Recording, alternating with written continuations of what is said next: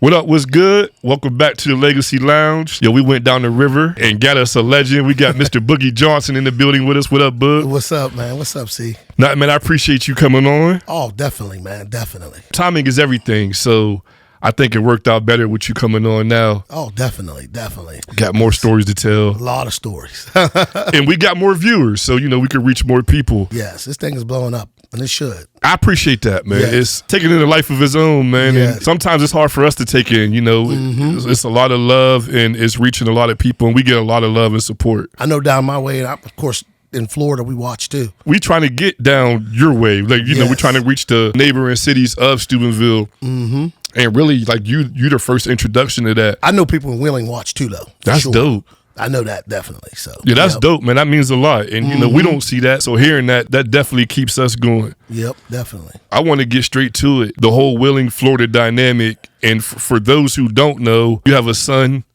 who was a standout athlete. I say athlete because he was a hell of a hooper too. Yeah, and people don't realize that. They think he was a hell of a hooper. Yeah, he could play. To me, you shocked the world, man. It definitely shocked the Valley when y'all picked up and left and went down to Florida. And I just want to know, like, what went into that decision? It was, believe me, it was a tough decision. Because I'm Wheeling Park all the way. I bleed red, white, and blue. My family, my son, both sons. Even their mother, her father. So we're all Wheeling Park. My mom, even though she's not here, but she loved Wheeling Park. But it was just a thing where I was in Florida last spring, and we were at the spring practice. We just happened to be at spring practice. It wasn't planned that way. They just happened to be having spring ball. Y'all just was like kicking in Yeah, Florida? we just went down to my cousins and just kicking it, me and Rue and a bunch of us. Okay. We go to the spring practice, and the guy come up to me, actually receiver, guy named Kenyon Austin, one of the receivers down there. His father came up to me and was like, "Man, I heard your son's a running back. We need a running back. Our running back left, this and that." But I didn't pay no attention. We're just talking, laughing. So then we end up going back home. While we're home, we start our June workouts and all that stuff. And actually, a coach, they wouldn't watch his huddle tape from down in Florida. That's how it started. And they were like, "Man, he can play. You need to bring him down here and play." And I'm like, "Man, we can't just pack up and move to Florida." You know what I'm saying? And it's a tough place to live because the price of living's so high. It's a little different in the Valley. It's different. And so I was like, you know what? I'm not even thinking about that, whatever. So, we go on through June, July. July comes, a couple more people call. One thing I didn't tell you, CJ, is what another thing happened that only a couple people even know about. IMG reached out, inboxed me, called me, the running back coach from IMG. And I was just like, "Oh, where did this come from?" But then there was a guy named AG Wasim that lives in Florida, and he watched Amari's tape. Now, how they get in the whole, like, how did the guy that approached you and said, "I heard your son was a running back," how did they even know? So when we were there in the spring, it created a little buzz in that little Orlando area. Okay. But now AG Wasim, he's friends with my cousin, Jade Gummer, and the Gummers from up this area. But Jade lives in Florida. He's been there for 20 plus years as an attorney. Okay. So he knows all them guys. So when it came out about Amari, they kind of start talking. They watched his video. They watched his huddle tape. So once they watched his huddle tape, they got to talking a little bit. Then AG messaged me, but I met AG 2 years ago. I went down with Jade to a coaching clinic. There was a bunch of Division I coaches there that talked. It was nice. They, like Marshall's coach was there, but at the time, like Miami's coach, Florida State's coach, Auburn, they were all there talking. And, we got to meet them afterwards and talk. Well, that's where I met AG. But I never even mentioned I had any sons or nothing. So when it came out in June, he called. He said, "Listen, my uncle is the running back coach at IMG." So I get a call from actually an inbox on Facebook from the coach from IMG, and he says, "I just watched your son's film and I love him. Can I call you at 4:00?" Now this is in July, and I said, "Yeah." So we get on the phone, we're talking, and he tells me the business. It's $98,000 to go to IMG. Real quick. Yes. For somebody who don't know what the hell IMG is. Yes. What's IMG? So IMG is an academy, but it's one of the top academies in the world. The kids live on campus. The facilities are like a division, like Alabama's. The facilities are like Alabama's. Okay. And it's unbelievable. And the kids stay on campus. So they'll have kids from everywhere. California, Texas, And they try to get the top players in the country there. Okay, thank you. Yes. So we talked. We had a good 45-minute talk, and he told me, nothing guaranteed or nothing, because one thing about IMG, they want the best players there. He told me he's on the board, and he'll let me know as time goes on. They have to have conversations with the rest of the coaches. So time went on. I didn't pay no attention. A few weeks. So you still not taking it serious at this time? No, still not taking it real serious, because I thought, it's going to be tough at IMG, because, they got 4 or 5-star kids on the team. And, back here, we don't ever see 4 or 5-star kids mentioned. It's hardly, it's rare. Well, Bishop Moore Catholic is the name of the high school that Amari goes to now. Okay. But that's the school that called about in the spring about they needed a running back. They called, now their head coach calls me, and he's like, listen, what can we do to get him down here? We have some running backs. He'll have to compete for the spot. If he comes down here, he's going to have a lot of exposure. Schools are in and out of here every day. We have 8 kids with Division I offers right now. This is up to you, whatever. So, of course, we talked to Amari. I talked to, his mom. We went back and forth, and it was to the point where I'm like, man, we can't make this happen. Ain't no way. But then IMG calls back. He calls me back, and he tells me, listen, it's in the final 3, and he said it's between a lineman, a quarterback, and him, and they have to fight for one scholarship. Though. Okay. So and then they end up taking a big lineman from I think Arkansas or somewhere, end up committing, but he was already a 4-star, but he hadn't committed to go to IMG. So that took IMG out of it. But anyway, so we go back and we talk. July's coming. Now it's in July. I have made a decision about nothing. And we're just like, and then finally Jade calls me. He says, listen, I think Amari needs to come down here. I think he'll get some looks that you probably wouldn't get back in West Virginia. And of course, me, I know how it is in West Virginia. I know how it is in even the Valley with the recruiting wise. I've been fighting with these people for years at WVU, at Marshall. I've been talking to them about our kids, because we have kids in the Valley that can play. We all know that, but they just don't give our kids the credit. They don't give the competition the credit, and it's just not that big of a, especially West Virginia kids. Right. I can't say more Ohio, because Ohio, Steubenville, I can't say all of Ohio. If we go Valley, Ohio, I say Steubenville is the only one that gets more of a look from Ohio University to Kent State's, that type of stuff. The rest of the Valley don't get that much. No. So kind of was going back and forth with that. I'm thinking, well, Amari could have a great season. Oh, let me back up a little bit. So on my birthday in June 17th, we went to West Virginia's football camp. This is where I knew we might have to move. Let me go back.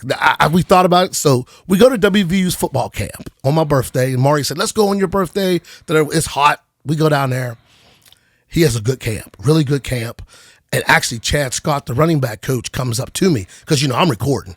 I'm recording it all because I'll make sure if they ever come back and say something, nope, I got the tape right here. And so he comes up to me and says, man, Amari might be the number 1 and number 2 back in this whole camp. This is WVU's. And he's a sophomore at this time. He's a sophomore at this time. Okay. And he tells me this. This is West Virginia University's running back coach.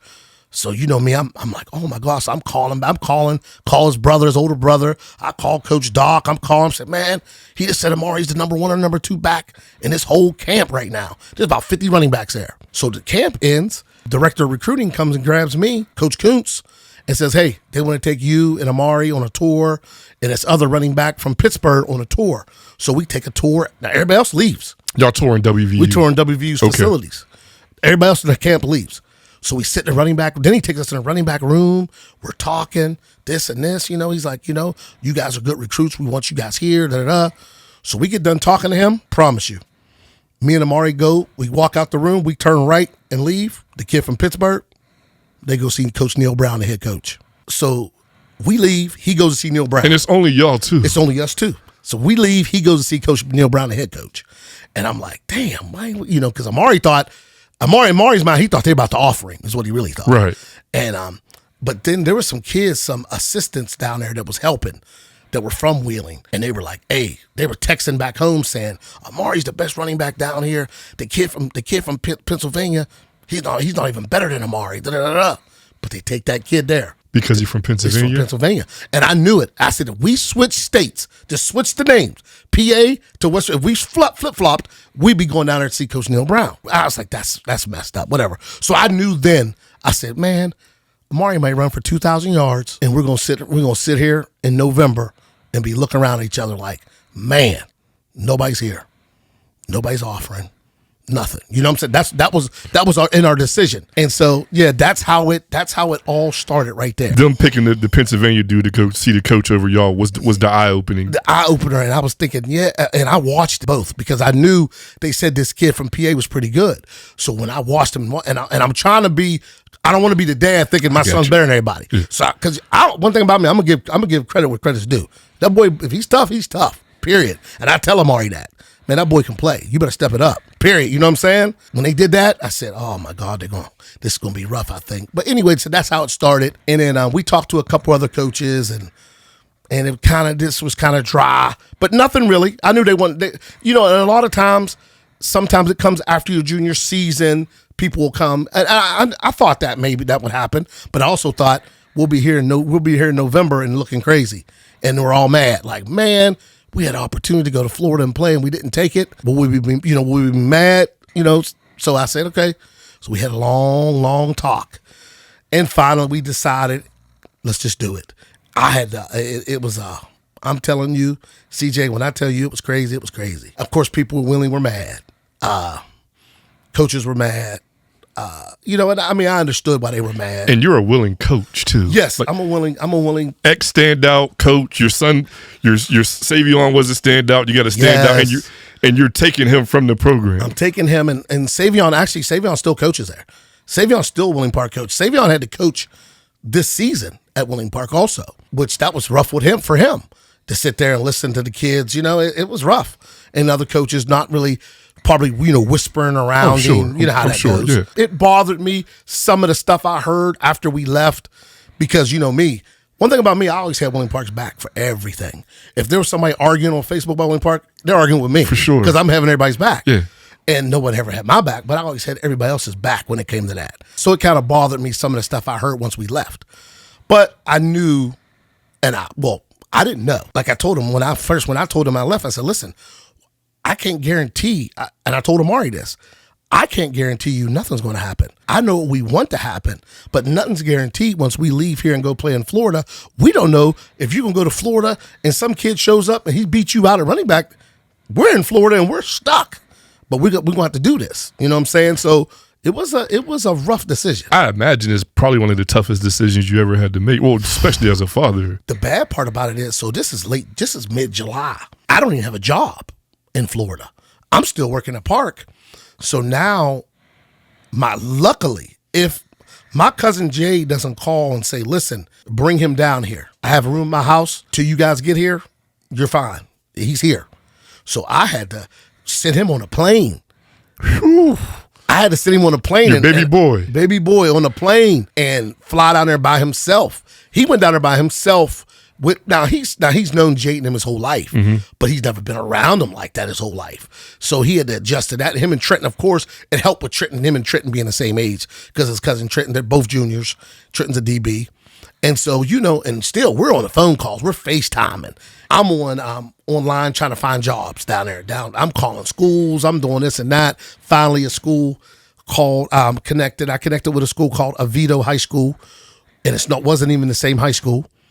And I had an interview over the phone. They hired me on the spot on the phone. So that's how then I took off and went down there. So keep it real, Boog. You was a mess when you sent him on a plane by himself, and you still here. And he going to Florida. I listen. I'm worried about him crying. I'm crying like a little baby driving. I'm leaving Pittsburgh Airport like a baby. I'm like, oh my God, I hope I didn't just do the wrong thing for this boy. Because that's tough. Yeah, I couldn't imagine. It's tough. Bro, when I seen it, I never forget. You made a post. Yes. And it was a long post. Yes. I didn't understand it. Yes. I forget who I text. I'm like, hold up. Yeah. They sent in Amari to Florida? Yes. I called Catone. That's what I called Catone. That's who it was. Yeah. Mm-hmm. He was like, yeah. Yes. So I couldn't imagine, man. Yeah. Because actually, Catone knew a little bit of the rumblings because of Pete Coleman. That's what Catone said. Me and Pete had some conversations too about it, and I was just like, it was a tough decision, and it was all just for taking a chance for my son. That's it. That's all, to give him the best opportunity he can have. Now, I couldn't guarantee him nothing. because I don't know nobody in Florida, you know? So it was just let's go do it. So, but we talk about leap of faith all the time. Yeah. Like if you watch, that's what we talk about. Yes. And it's crazy, bro. No matter who I have on the other side of me, at some point, I don't even know what episode this is, but at some point, a leap of faith comes up in every single episode. It's like it's destined to come up. This ain't no different. I know. Listen, his brother, which is, Savion, Savion went through hell, but football made him, you know what I'm saying? And his body went through hell, but, talking to him, he had a hard time because he didn't want Amari to leave either because that's his little brother. So he had a hard time too, but then he also, in the back of his mind, started thinking like I was thinking a little bit. I still want my little brother to have every opportunity that these kids are getting in Florida that our kids in West Virginia just don't get. It's just not happening. They just don't get. Of course, like I said, I had people back home calling and messaging and, Well, because they had a good team. Oh yeah, yes. Like they had a good, real good team. Yes. So, and he was the centerpiece of that. Yes, and believe me, I knew that, and I didn't. That's why I didn't want him to go. And I was thinking to myself, I can't let him go. Then plus I'm his coach. Right. Plus I coached him. It was rough. It was really rough. To me, it seemed like it paid off. Not yet, but it's paying off. It's paying off. It seems like it's paying off. It's paying off. Because he's already getting opportunities that he probably wouldn't have had if he would stayed in West Virginia. And I talked to a couple coaches that offered him, and they kind of admitted straight up to me, never even recruited that area. The state had never even looked at the state. Never even thought about it. The state of West Virginia, didn't even look at the state. I'm just asking out of curiosity. Does the camps work as far as, is it as important as I think it is, as far as being recruited on a national scale? Yes, camps do help you, but don't get it twisted. They're political because a lot of these guys go to these camps. Like if I'm going to West Virginia knows the guys they recruit who's coming. If you come blaze a 4.3 in the 40, they got to look at you. But if you don't blaze a 4.3 40 and they already got their 8-9 guys that they've already been recruiting from different states, they won't even know who you are. You have to do something that's going to stand out. You got to be exceptional. And it's mainly got to be a 40 time because most of the time you're going to have a bunch of guys run a 4.5, 4.6. That's going to be the majority of the guys.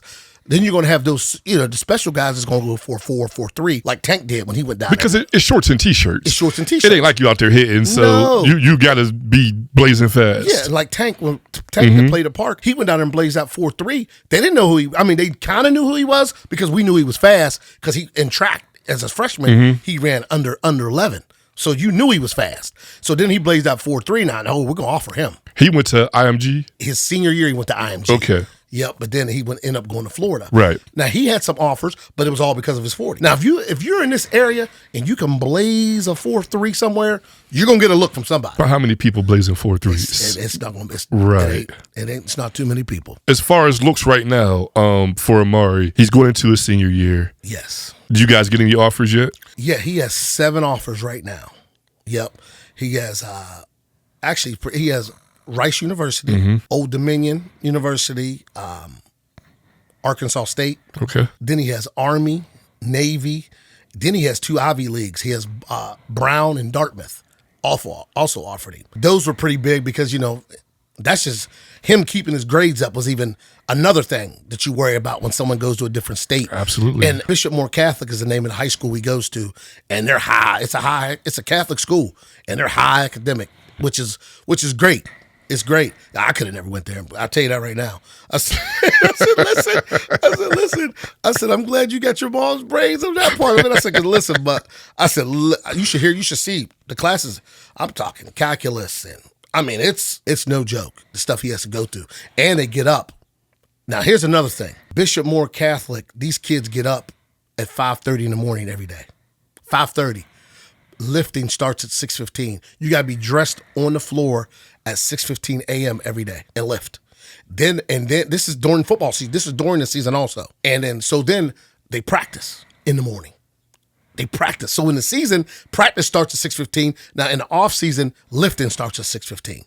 But they practice at 6:15 a.m. Then go to school. And then go to school. They shower, then go to school. Yes. Discipline, though. It's discipline. It builds discipline. It builds a lot of discipline. And Amari was like, Dad, when they first told him that, he looked and gave me that look like, are you kidding me? Because, he don't like getting up. He hates getting up early in the morning. But listen, now he can't even sleep in because he's so used to getting up every morning. Right. I told him, I said, this is going to help you when you go to college. This is going to make you get up. I said, Coach Hedrick didn't say that because the weather's crazy in Florida. In Orlando, it'll rain and then it'll be hot, 90, 80 degrees. But then it'll pour down rain. But in the mornings, they don't worry about that as much in the mornings. So that was their initial. That's why they practice in the morning. That was their initial thing in the morning. I got you. But then as it went on, he started thinking more. He told me he started thinking more of college because it became like a hotbed for colleges. So then he started thinking, these kids got to get up in the morning anyway. So now this is going to prepare them for college to get up. And so boom, now. So when springtime came, they're up at 5:30. He got to be dressed in the weight room 6:15. So do you anticipate more offers coming in? I mean, you know what? Here's what I told him. I mean, we have kids on our team still getting offers right now. When they have spring ball coming up, which we don't have around here, there'll be 80 coaches there at 6:15 in the morning. They told me there will be 70 to 80 colleges on the sideline watching them practice at 6:15 in the morning. I'm talking Florida State, Miami, Ohio University. They'll fly. I mean, the top big boys will be there. And it's full pads hitting. And then at the end of spring, they scrimmage a team against another team. Okay. Not just inter squad. Right. They go against another team to have a spring game. And it's just crazy that these coaches can be there at 6, and they're there at 6:15 in the morning. It's unbelievable. It really is. It's a different world. As I said, like kids around here, they don't get that advantage. That's just a whole advantage. It's football during football season. I mean, now they lift and stuff like that in condition, but but it's no spring like you said. And you can have spring where Florida State and Miami and Alabama can be on the sideline. And that's the big thing. There ain't nobody on the sidelines coming to see these kids. No, I know. It's unbelievable. In January and February when colleges can come to your school, 63 schools was there from the end of January going into February. In a 3-week period, they had 65 or 63 schools came through those doors. They look at the players. But it's validating your decision. And I'm thinking, I mean, it's just crazy. So Tony Alford used to be running back coach at Ohio State, but now he's at Michigan. He came. He pulled Amari out of class, and they talked for 45 minutes, with them two one-on-one. And he told Amari, he broke down the whole business about the portal and all the transfer portal, and he loves his film. But stars matter when it comes to Michigan and Ohio State. But he said, I love your film. I'm going to come back and watch you in pads. He told Amari that. I'm going to come back in the spring and watch you in pads. He said, you don't have any stars, but I'm going to come watch you because I'm impressed with your film. How you get stars, bud? That's a whole nother issue. I still don't know how these people get stars. Listen, some people say people pay for them. They said people down there buying them. And I was like, how you buy a star? Man, I guess you got to have money. I truly think it's what offers you get. Power 4 offers, some G5 offers, I think. The more Power 4 offers you get, the more stars you get. That's what I think. I don't want people to be watching this like, what the hell is they talking about stars? Yes. Stars is the rating of the athlete, correct? Yes. Okay. Yes. When my oldest son was younger, they used to have 2 stars. But I don't think they have 2 stars anymore. I think it starts at a 3-star and goes up 3, 4, and 5. I truly think it goes by how many offers you totally get. I don't know. And I think what offers. Like if you get an LSU offer, they're going to just automatically, if that's your only offer, they're going to give you a 3-star. Now, if you get 4 or 5 Power 4 offers, I think you can go up a little bit higher, but you have to have a bunch. We had a kid named Jake Kroll that was at Bishop Moore. He transferred out of Bishop Moore to IMG also. He's a D-end. He has 65 offers now. He's a 5-star now. But he was a 4-star at Bishop Moore, Catholic, with Amari and them. And then he went to IMG. He said he thought him going to IMG would make him get the 5-star. So stars matter. Yes. You can have the best film in the world. Yes. You don't got no stars, they ain't really checking for you. No. The big schools aren't. The big schools will have an issue that they'd have to see. They're going to wait and see if Michigan, Ohio State, and them offer you first. Okay, Wake Forest might not offer. They're going to wait and say, well, we're not going to offer this kid with no stars, even though we think he's really good. Now, hold on now. If Ohio State offers now, we might offer.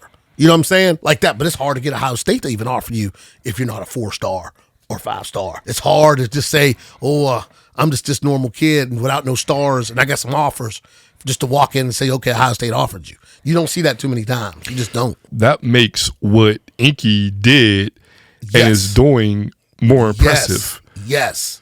Yes, because the thing is, I told you, that running back coach from Michigan said that. Stars don't mean nothing, but they do. Because it looks good. Like, oh, we got this 4-star running back out of Ohio. You know what I'm saying? Oh, we got this 0-star running back out of Ohio. Now, all the big money guys are like, well, hold on. Who's this kid you got coming from Michigan? They ain't got no stars. Them guys all the boosters start asking. And that's what it is, too. They really do. It's crazy, but I'm glad that we went and fell into the situation that we did. And for Amari to even have 7 offers. And he just actually got an official visit to Rice University in June. He goes June 14th to the 16th for an official visit. And like when we go back, I leave here Sunday to James Madison and Old Dominion for a visit also. Those are North Carolina? And Virginia. Okay. Virginia. Well, congratulations. First of all, man, you know, for I commend you and your family, everybody involved for taking that leap of faith and took kahunas, you know, for everybody involved to make that decision. It did. And, you know, I keep track of what he's doing. You know, I know what he rushed for 1,000 yards down there. He ended up having 1,300. End up with 1,300 yards. And yeah, congratulations to like I said, to everybody involved, man. And you know what's crazy? He was the first for Bishop Moore to have so many Division I players come through there. He's the first running back in 24 years to go over 1,000. That's crazy. I know. I'm talking St. Thomas Aquinas had 31 Division I players, 31 kids with offers. How about that on their team? 31. Now they were number 4 in the country at the time when we played them, though. There was no team that we didn't play and didn't have 4 or 5 Division I players. Which makes 1,300 yards more impressive. Yes. Because you ain't running against bums. You're running against stars. It was a physical 1,300. He took some shots here and there. And I mean, I'm up in the stands like, get up. Just get up. You know, get up. And I'm sure it's hard for you being in the stands because you're usually on the sidelines. Like, oh, my God. In the action. I was a mess. I was a mess on the sideline. Actually, when my oldest son got hurt, I had like what they call it, PTSD, because I was just so nervous about not just my kids, all kids. I didn't want no one to get hurt. I'm worried about somebody get rolled. Look at you know how it looks like somebody got rolled up. I'm just in the headset, get up, get up, get up, get up. And then of course, my youngest son comes, and I'm just like, oh my God, come on! Every play he's a running back. You know they're gonna take the most hits. So it was different being in the stands, definitely. You know a little bit about being a running back yourself. Yeah. So, yes. I don't want to discount that. I want to get into that. And this is Boogie Johnson, man. This is a legend. Oklahoma State. How you end up from? You graduated from Park, right? Yes. How do you go from Willing Park to Oklahoma State? See, that's what a couple people made comments about that. He went to Park and he went to Oklahoma State, but the thing is, it had nothing to do with Willing Park. So when I came out, of course, you know I won the Kennedy Award, which is the West Virginia Player of the Year. Okay, thank you. So I won that. Marshall had offered me, which Marshall was only 1AA at that time. What year did you graduate high school? 92. Okay. I had a couple MAC schools, Kent State, Toledo had offered also because I was the Player of the Year. It was a battle, but it was real late. Like recruiting back then was different. So this is later in my senior year. I'm talking in the springtime. These teams, Toledo was like, hey, let's just throw an offer out there to him. And Marshall, I was actually going to go to Marshall because I knew Michael Payton, the quarterback, was there, and I went on an official visit there. And what happened is this junior college out of Kansas, which is the top junior college in Kansas, he sends like 15 Division I kids a year from this JUCO. He had called me on the phone and he said, hey, if you want to go to the JUCO route and get re-recruited, I send 15 guys Division I every year. So then I was like, I don't know if I want to do that. So then I end up, committing to Marshall. So I called him back and I said, hey, coach, I just want to let you know, thank you for, the opportunity, but I'm going to go to Marshall. He said, hey, since you called me, he said, because most kids wouldn't even call me back. He said, but since you called me, I'm going to help you out. He sent now this is VCR tape days now. This is back in the day. He sent the VCR tape to all these schools. Now he has pull because he sends kids Division I all the time. Mm-hmm. Man, my phone start blowing up. Virginia Tech. Then Oklahoma State called, and Washington State. I remember Drew Bledsoe called me on the phone. Drew Bledsoe. He went to Washington. State. and they offered me, and they put Drew on the phone, and he was explaining the offense to me. It's crazy. I love to run into him and said, "You remember back when you called me on the phone?" Yeah, it was pretty neat. When Oklahoma State called, though, that was it, because I was a Barry Sanders fan, so I knew. So this was years after Thurman Thomas and Barry Sanders, yeah. Because the Barry left in '88, so I got there in '92. That so fall. Barry was like, that was your idol? Oh, yes. Still, to this day, he's still the best of me. And so that's how that went.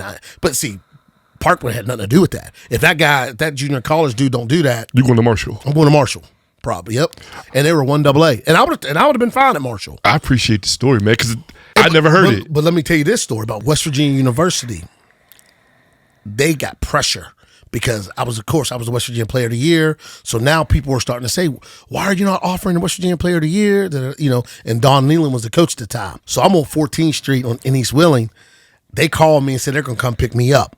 So they come in this Cadillac. I'll never forget it to this day. Everybody's outside waiting in East Wheeling. I get out, come down the steps.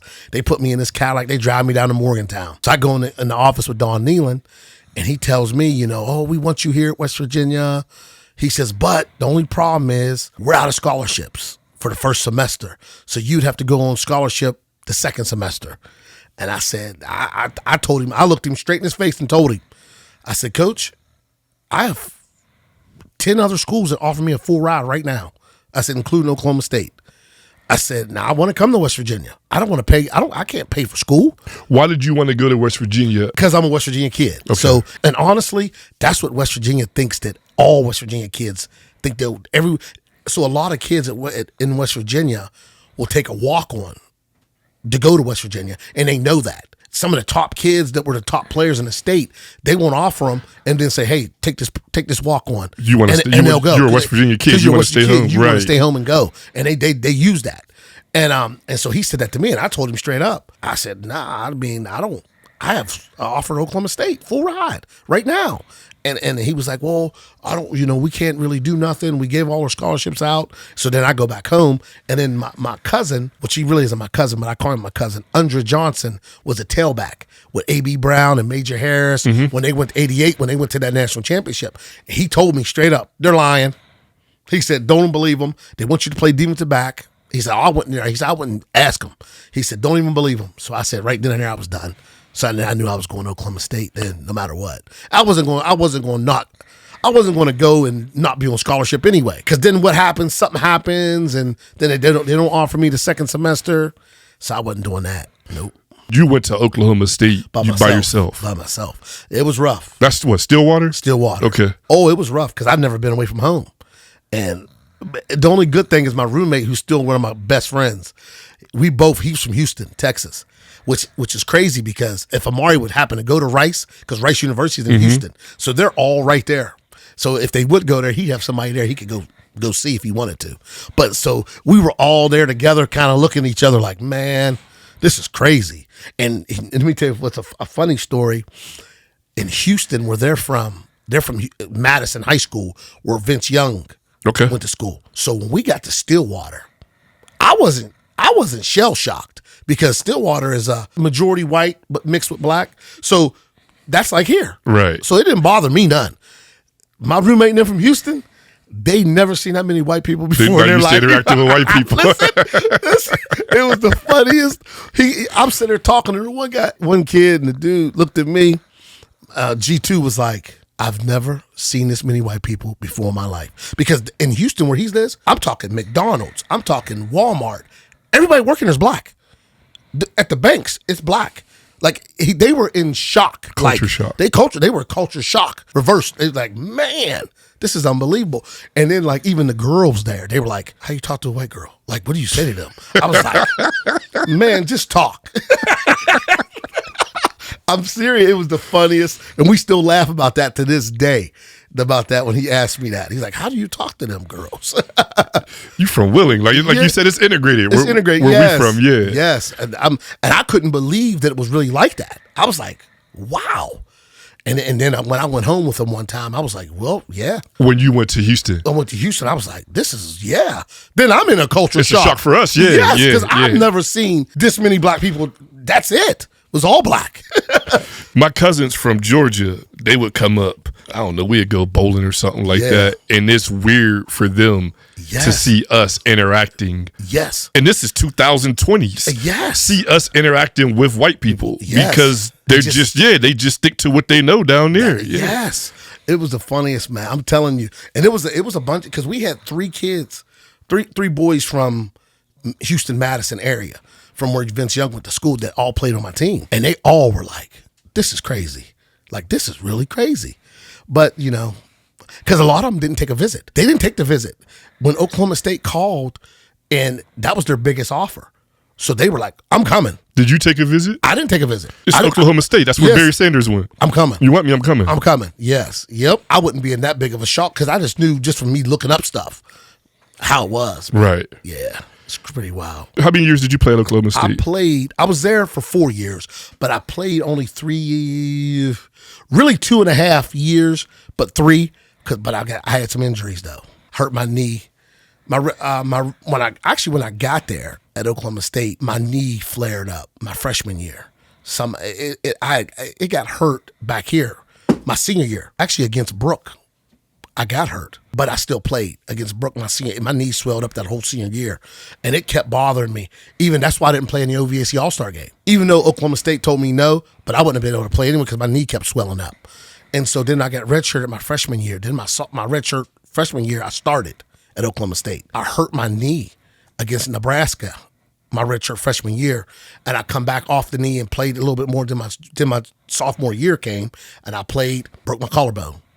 But then I come back off of that, and I still played. Then my third year, I played, me and the running back split time a little off and on, so I still played, but didn't play as much. But you started as a redshirt freshman, which is wild. Yes, I played with I don't know if you remember R.W. McQuarters. Yeah. Yep, he played with the Bears and all that. Yep, Yeah. he won the Super Bowl with the Giants. Yeah. Yeah, that was my Was boy. he a DB? DB. Yeah, Yep, I remember R.W. that's- McQuarters. Yeah. Yes, that's my boy. I didn't know he went to Oklahoma State. Jason Gilden, the DN for Yeah. Pittsburgh Number Steelers. 92, absolutely. Yes. I played with Jason for 2 years. Okay. Yes. This is all news to me. I didn't know that. Oh, Jason was an animal. Oh, he was a beast. And you probably don't know Javon Langford. Javon Langford was the other D end, but Jason got all the credit because Jason was blowing up. But Javon played with the Cincinnati Bengals also. The name sound familiar. Yeah, he was a beast too. I just talked to him yesterday. Regardless of what happened, you forge relationships that last to this day. Oh, yes, definitely. And that's what football does. Football, and of course, college does, but football is a family. It's a fraternity, is what it is. You was traveling. I know Amari was playing AAU hoop. Yes. And y'all was doing a lot of traveling. Yes. And I see you connected with your people that you went to school Yes. with. Yeah. Yes. I'm going to different cities and they'd show up. Boom. In Oklahoma. And in Texas, wherever. Yep. So It's a good time. I'm jumping, but he don't hoop no more? He doesn't. And I tried. So at the end of the season, we went to the third round of the playoffs. So in Florida, they start basketball early. So when we got to the third round of the playoffs, they had already played 4 games. So then he was on the fence anyway because he kept telling me, I'm just going to concentrate on football down here, But then he got that itch. But then when we got done playing, by the time the practices he had to get in, they'd have been 6-7 games in. I got you. So then he was just like, nah. I ain't gonna lie, bro. There was a point where I'm thinking, this is from the outside looking in. No, dog, a bunch of people. Like, damn, he about to go for hoop. Yeah. Well, that's what a bunch of people called me and were saying, man, he might go for basketball. Will you be mad? I was like, no, I wouldn't be mad. Were y'all ever that serious about hoop, or it was just something he was good at? He was serious about hoop. He was, and you know what? It's crazy. His sophomore year, they got downstate, and it's just the way that Park played him, and he didn't get the ball like he wanted to didn't get to show, because AD's a beast. So he didn't really get to do what he could do. Because AD was running the show. Because AD was killing. And so he really didn't get to show what he could really do. And then I think after that, he was just like, well, and then he had a good sophomore year in football. So I think it kind of shifted in his mind, like, no, I'm a football player deep down. You know what I'm saying? So that's how it kind of went. If y'all know Valley football, big. First, shout out to Park because they play Big Red. Yes. And most of these Valley schools aren't playing Big Red, but Park, they do the home and home. Every year they alternate and they play every year. Yep. Win or lose, you're gonna play. They gonna play every year. But one time, 2013. 2013. They came up here. No, it was there. It was on the island. Okay. It was on the island. And put a whooping on us. Yeah, it was. Oh, man. It was oh, yeah. Reno was mad. Oh, Reno forearmed me. When shaking hands, he gave me a forearm. But Savion was the tailback then, Savion right? was the running back. Yeah, he had like 200 yards rushing. Yeah, he did. He had a good game, man. He did. And you know what's crazy is, and I told both my kids, since they were little, I don't know if you remember, so the Broncos, what used to be, not the Broncos, used to be the Tigers. The Tigers. Uh-huh. So when all that stuff went down with our league, remember in Steubenville went in the league for a while. Right. I'm the only one devoted every single year to get Steubenville back in the league. Because I stood up at a meeting and told these dudes, y'all don't want to play Steubenville because you don't want to get beat. I don't want to hear all this other, their fans and this and that. That's they try to use that. I was about to say, what was the reason why they kicked them out the league? There was a fight or something with with the stands and all this and that. Yeah.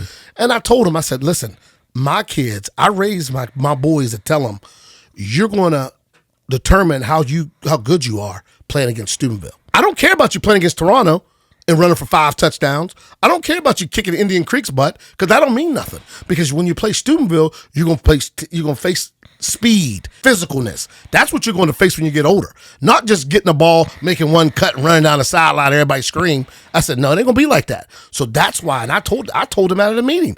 I said, Steubenville's not in this league. That ain't helping none of our kids growing up. It's a fact. Because all these All-Americans we got at 8 years old, when they get to high school, they're not going to be All-Americans. I said, so we need to get Steubenville. I used to talk with Jet all the time and tell him, I'm the only one voting.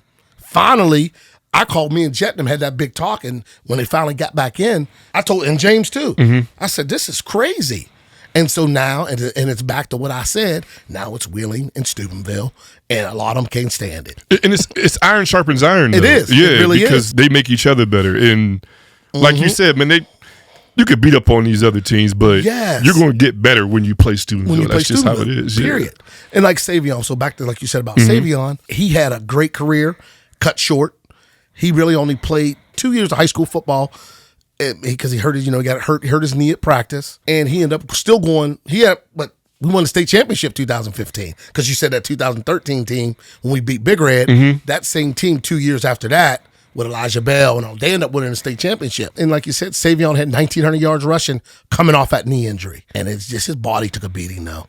And he went to North Carolina A&T. Okay. Him and Elijah both. They both went to A&T, and of course, Elijah took off, which I'm glad he took off because Elijah had to have early success. One thing about Elijah, and I said it, he has to have early success or it's going to kill him, and he did. And Savion had a hurt shoulder going into that he tore up his senior year and played like that. So then that same shoulder he tore it up again down there. So he was just it was really over for him. He come back and played at West Liberty a couple years. Okay. But he was never, he was beat up. Body was beat up.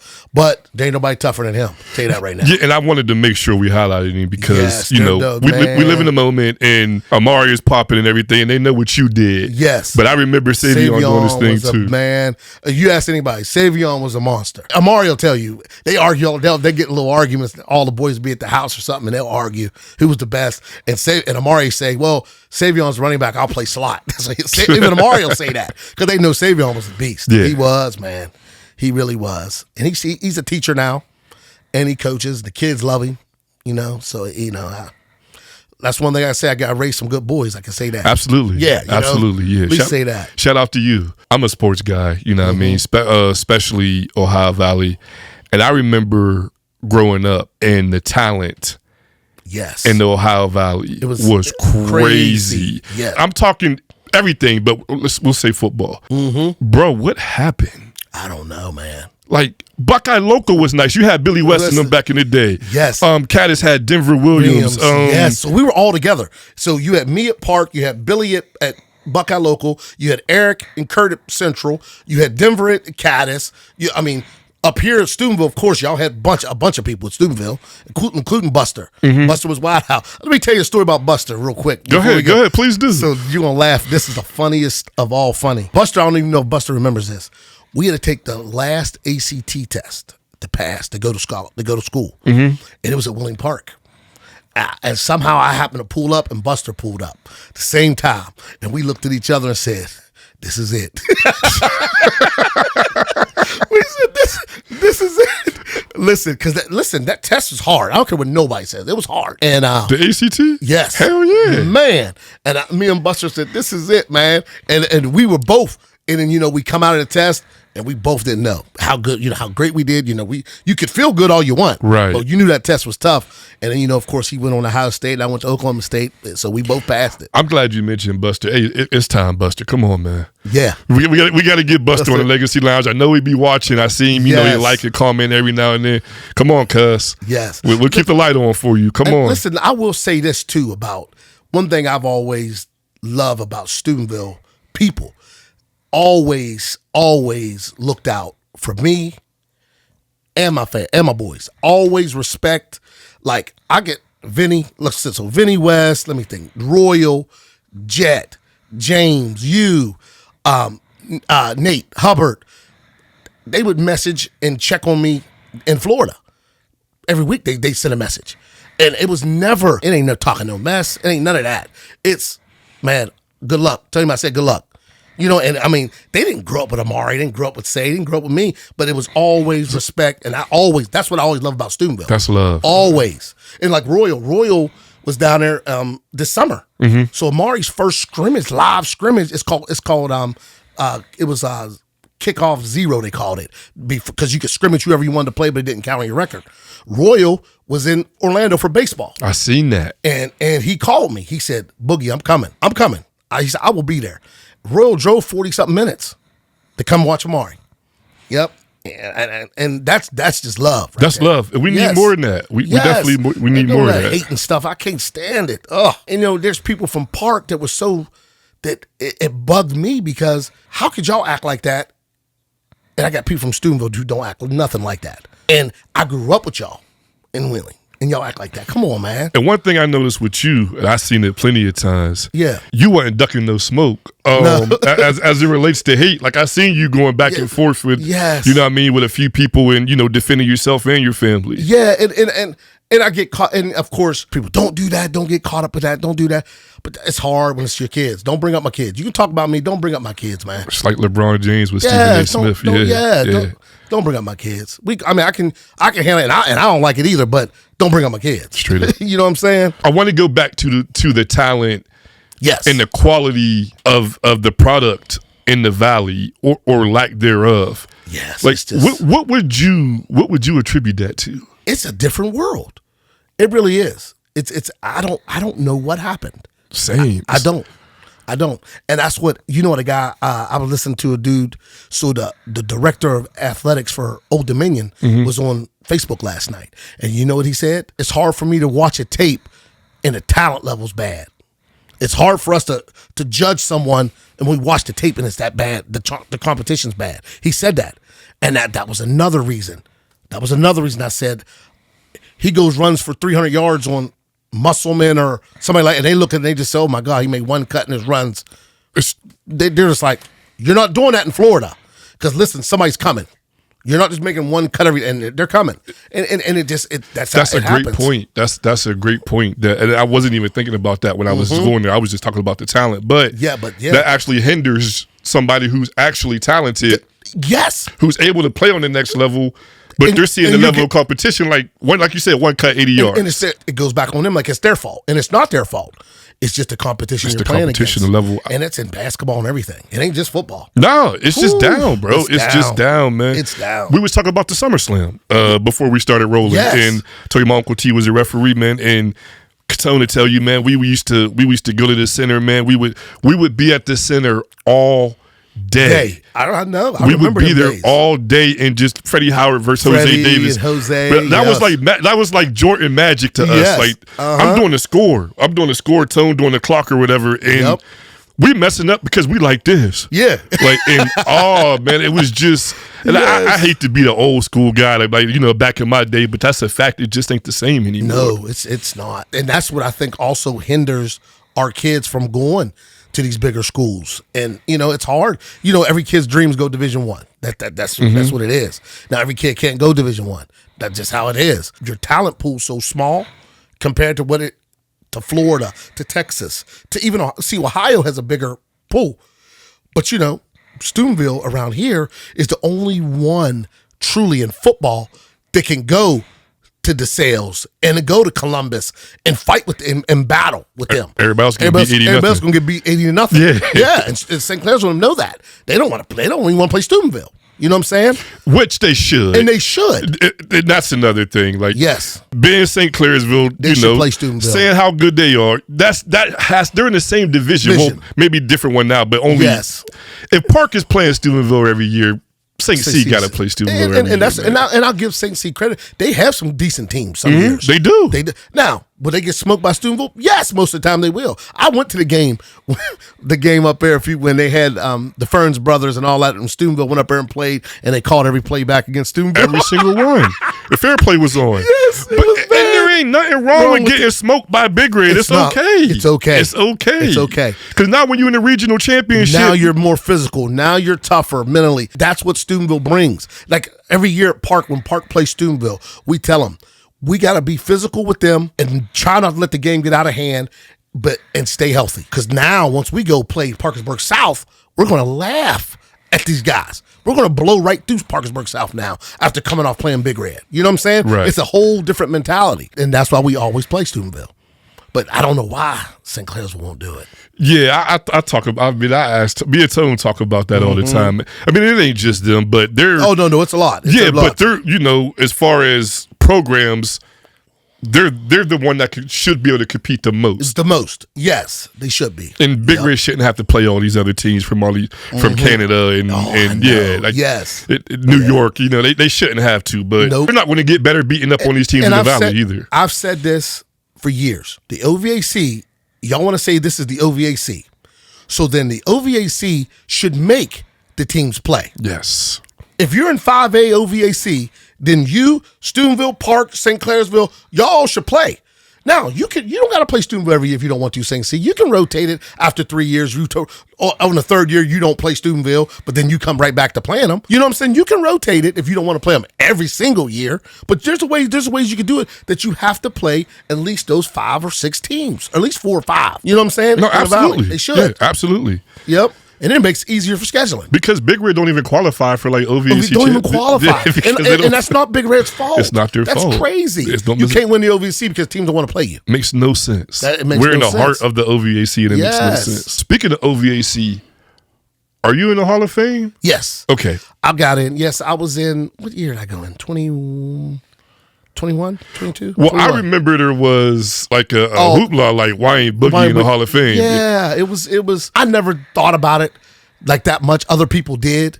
And then I start thinking about it more. I was like, yeah, I never thought about it really that much till now. And then, of course, when I get in, they call for me to get in 2020. COVID hit. And then my mom died, so my mom didn't even get to be there. I'm sorry to hear that. She didn't get to be there. That's what made me even more mad. Because if they went dragging their feet, yes, you would have got to experience that with your mom. With my mom. Yeah. Yep, she'd have been there. Yep. And she didn't get to be there, and I was even more mad at them for that. But yeah, I'm in. All's well as well. Yes, I'm still in there. Congratulations on that. Before we wrap it up, man, from father to father, I want you to talk about, we kind of touched on it, but the sacrifices. Like we talked about, you crying from the airport and him going to stay with your cousin, but I don't think we touched enough on the sacrifices that everybody involved has to make in order to make this happen. Amari got down there before I did. So luckily, Jade was there so he could stay there. So then I had to find a job. I found a job finally, and the job was at a different high school. So now I had to drive 30 minutes away, completely away every day to go to this different high school, and they don't pay any money. They didn't pay enough. They didn't really pay any money, and it was a rough. So now I'm paying, and there's tolls. I don't know if y'all know about Florida. The Florida tolls are unbelievable. It's unbelievable. So of course I'm paying tolls to get to this school, and it's a Vito high school. It's called a Vito, which I actually like the high school, but I didn't like having to drive 30 minutes away from him. Completely opposite, because I did try to get a job at the high school, but they just didn't have anything there. So that was one of the sacrifices. I took a year leave from Willing Park, and I'm grateful for them for even allowing me to do that. Dr. Miller, our superintendent, and everyone that was involved, they kind of knew the situation, and they had my back on that. And then his mother, which we're not together. Okay. We're not together. Okay. But we have a great relationship with our kids. That's awesome. Me and her, we're tight. We ain't gonna, that's one thing we are. We're tight about our kids. And so she would fly down every Thursday. So she's still up in the valley? She's a woman. She works at William Hospital. Okay. So she would fly down every Thursday, and she would stay till Saturday or Sunday. And it was crazy. I have to go pick her up at the airport Thursday night, and then she'd come down, and that was our routine. She fly down every Thursday to see him play. I mean, that's the sacrifices we had to make. So we talk about you. Yeah. How about a mama letting her baby boy go down there without her? She was a mess. Yeah. She was a mess. But she also was one of the main ones that pushed it.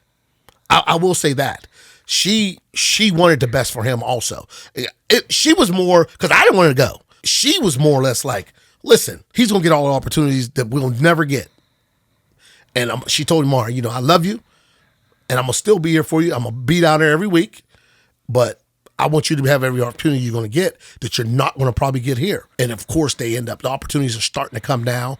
And if we don't do it, but believe me, those months were rough though. Yeah, I'm sure. I mean, that's powerful. You hear the phrase all the time, it takes a village. Yes. Oh, I'll tell you about a village. Listen, people from back home, they sent me stuff.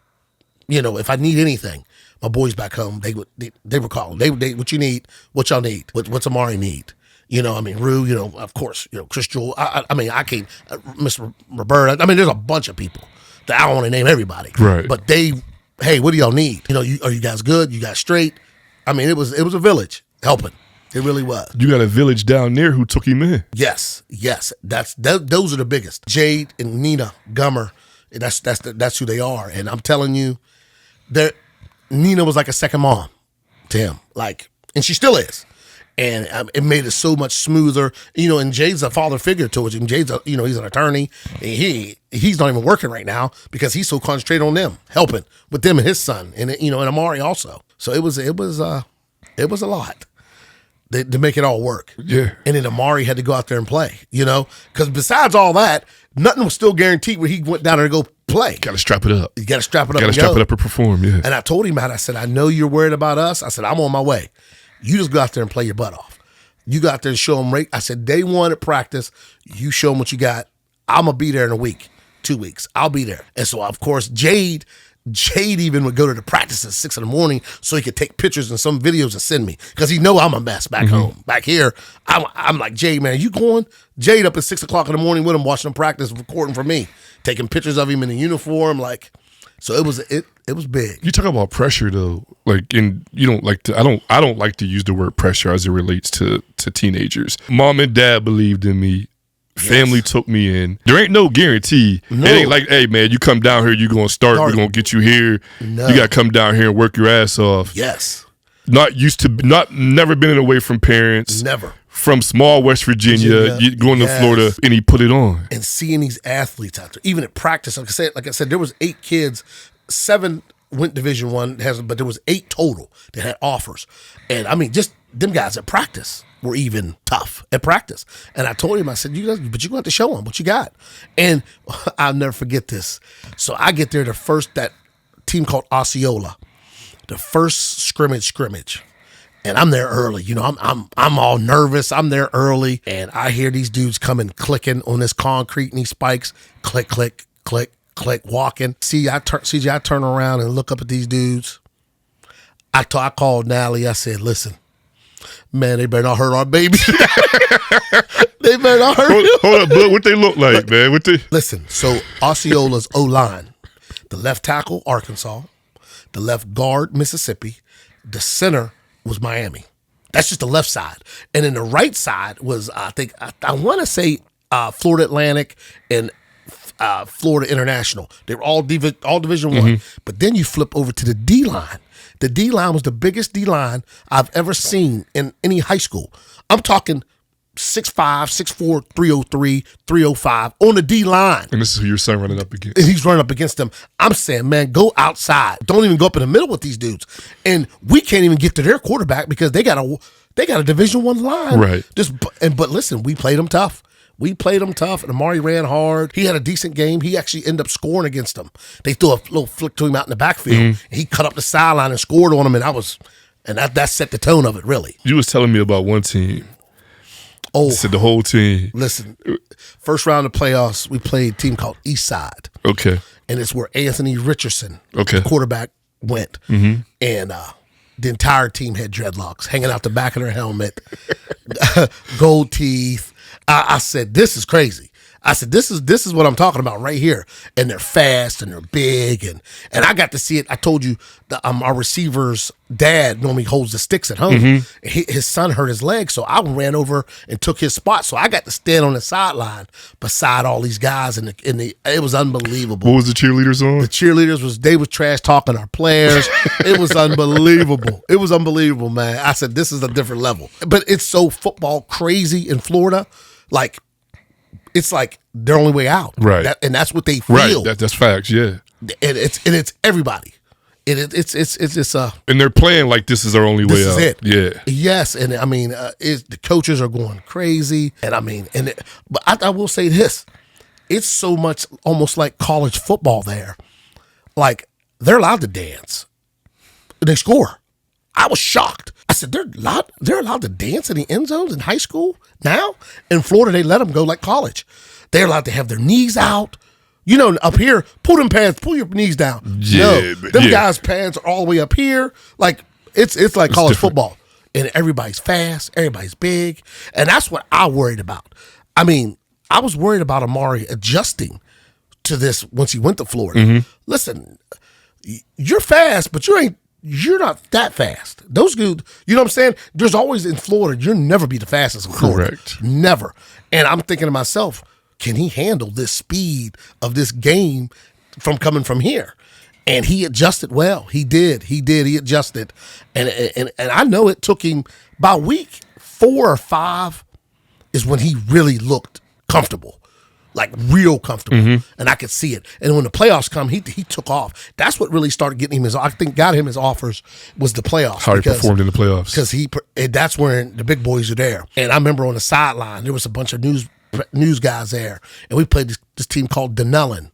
And Denellen, they thought Amari was committed to Pitt. They said the running back's already committed to Pitt. And I was thinking, who told him that? Amari ain't even talked to Pitt. But he ran for 200 yards on him. And they were like, oh, yeah, he's going to Pitt. And I was thinking, did they know something we don't know? Somebody call Pitt. You know? Get Pitt on the horn. Yeah, get Pitt on the horn. Is he coming there? Yeah, but and they had a bunch of freaks on their team. Every week. You're not going to find that game. You're out here, you're like, oh, man, they're going to kill them. You know, just a Big Red game, you know, oh, Big Red got so-and-so Friday. Oh, that's going to be 50-0. Right. Like, in our minds, there's teams that are like that. That you're thinking, we beat some teams bad, but the teams we beat bad still had 4 Division I kids on the team or 5 Division I kids on the team. But we just had 7 too. Right. So it's like, how y'all beating them like this?